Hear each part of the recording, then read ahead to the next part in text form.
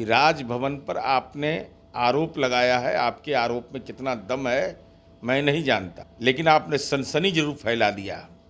तो सच को आँच क्या? कल ही मत कहिएगा तेजस्वी यादव कि जो जांच हुआ उससे हम संतुष्ट नहीं हैं। अरे हार जो रहा है तो वही ना विधवा विलाप करेगा। भाई इस ढंग का आरोप लगाता है राज्य के प्रथम नागरिक पर। बिहार के राजभवन पर बड़ा आरोप लगाया गया है। यह आरोप किसी और ने नहीं बल्कि आरजेडी के आईटी सेल हेड ने लगाया है। उनका मानना यह है कि राजभवन में कथित रूप से ईवीएम हैकर को पनाह दी गई है। जी हां, बड़ा आरोप राजभवन पर लगाया गया। ये बताया गया कि राजभवन पटना में 2 ईवीएम हैकर को पनाह दी गई है। अब इस पूरे मामले पर ईओयू ने कार्रवाई भी शुरू कर दी है। बता दें कि राजभवन पर इस तरह का आरोप लगने से राज्यपाल ने खुद आरोपी के खिलाफ कार्रवाई करने का निर्देश दिया। ईओयू ने एसआईटी का गठन कर दिया है और अब जांच भी शुरू हो गई। आरोपी के खिलाफ लोक प्रतिनिधित्व अधिनियम और आईटी अधिनियम और संबंधित धाराओं के तहत एफआईआर दर्ज की गई है। राज्यपाल नाराज हैं और उनके प्रधान सचिव ने ईओयू को पत्र लिखकर कहा है कि इस पोस्ट में लिखी गई बातें असत्य, तथ्यहीन और भ्रामक है। दरअसल आरजेडी के IT cell incharge Nitish Kartikeya का आरोप है कि भारत के गृह मंत्री के इशारों पर बिहार के राजभवन पटना में 2 ईवीएम हैकर को रुकवाया गया है। चर्चा है कि 2 संदिग्ध व्यक्ति जिसका नाम पी कश्यप और डॉक्टर एमके वाई है, ये दोनों व्यक्ति राजभवन में ठहरे हुए हैं। बिहार के मुख्यमंत्री भी वहां जाते हैं, गृह मंत्री भी वहां पर।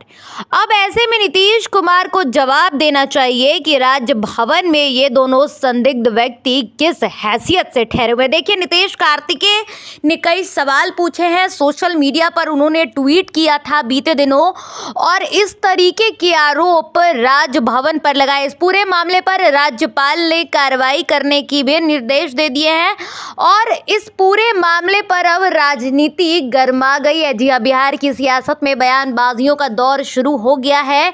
बता दें कि कल बिहार के अंतिम चरण के तहत लोकसभा में 8 सीटों पर मतदान होना है और ऐसे में इतने बड़े आरोप अभी ही लगाए गए हैं।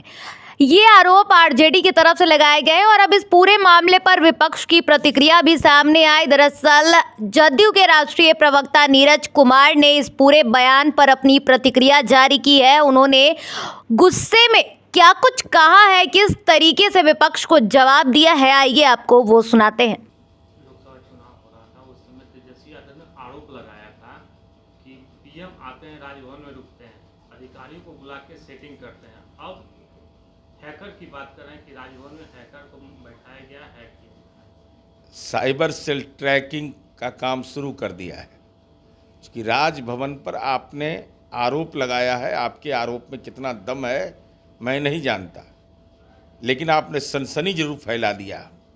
तो सच को आँच क्या? कल ही मत कहिएगा तेजस्वी यादव कि जो जांच हुआ उससे हम संतुष्ट नहीं हैं, क्योंकि जांच के दायरे में अगर आइएगा तो सब लोग फंसिएगा और मुदाले बनेगा तो लालू यादव का परिवार है। राष्ट्रीय जनता दल के लोग सोच लें, 43 बीघा पटना में ज़मीन है, उसमें एक को धूर नहीं देने वाला आप लोग को है, 1 कट्ठा भी नहीं। और जमानतदार भी खुद बनना होगा और आईटी सेल की धाराएं का एहसास भी आपको हो जाएगा। अब साइबर सेल के नतीजे आने दीजिए, वो ट्रैकिंग शुरू किया है, इनका सब इलाज हो जाएगा। आखिर इस तरह का आरोप क्यों लगा? अरे हार जो रहा है तो वही ना विधवा विलाप करेगा। भाई इस ढंग का आरोप लगाता है राज्य के प्रथम नागरिक पर, राजभवन पर। राजभवन के प्रति सम्मान नहीं मन के अंदर में है।